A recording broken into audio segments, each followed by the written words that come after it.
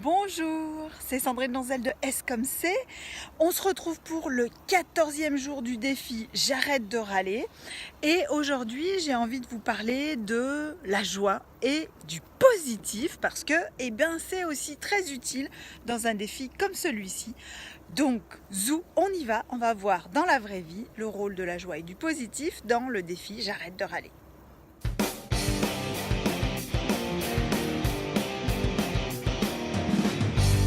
Alors en ce 14e jour, 9e jour sans râler, j'avais envie de vous parler de la joie et du positif parce que c'est aussi très important.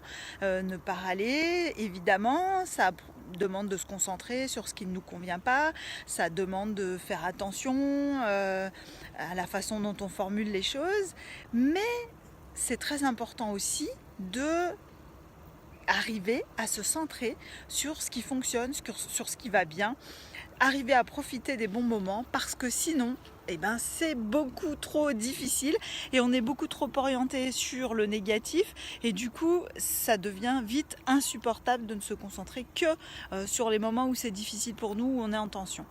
Alors ce qui est compliqué et ce que je ne vais surtout pas vous demander, c'est de ne pas vous centrer sur le positif, chercher à tout prix du positif quand vous n'en voyez pas.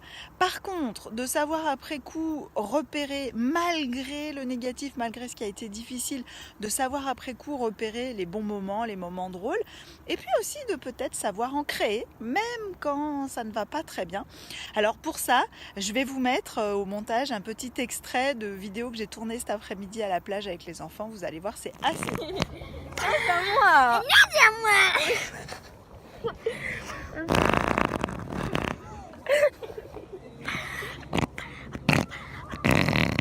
Ah, j'ai pris toute ta bave.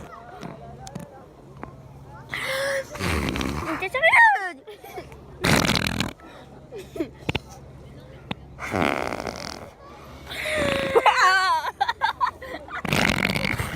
Et puis, je vous renvoie aussi vers une vidéo que j'avais faite sur le yoga du rire parce que c'est un exercice que je faisais beaucoup avec les enfants quand ils étaient petits, ils adoraient ça. De temps en temps, ils me le réclament encore. Bon, c'est vrai qu'en grandissant, c'est peut-être un peu plus compliqué, mais de temps en temps, ils me le réclament encore et franchement, c'est un super exercice pour se créer un bon moment et pour se détendre et ça peut vous éviter de râler. Donc, je vous rappelle que si ces ressources vous plaisent, vous pouvez évidemment m'aider en m'offrant un café ou autre chose en contribuant sur Tipeee, un site de pourboire participatif. Vous pouvez aussi retrouver toutes les ressources de S comme C sur le blog.scomc.fr. Il y a énormément de ressources, énormément d'articles sur des thèmes très différents. Et vous nous retrouvez aussi sur les réseaux sociaux, évidemment la chaîne YouTube, Instagram, Facebook. Les liens sont ici dans la description de la vidéo. Et vous pouvez retrouver tout ça, vous pouvez regarder aussi les petites fiches qui s'affichent sur YouTube ici. Vous pouvez cliquer, il y a des choses importantes et intéressantes en complément de tout ça. Alors, 14e jour, 9e jour sans râler, on se retrouve demain pour ce 15e jour et pour parler d'un autre sujet et pour découvrir si j'ai réussi à ne pas râler encore un jour supplémentaire. À demain!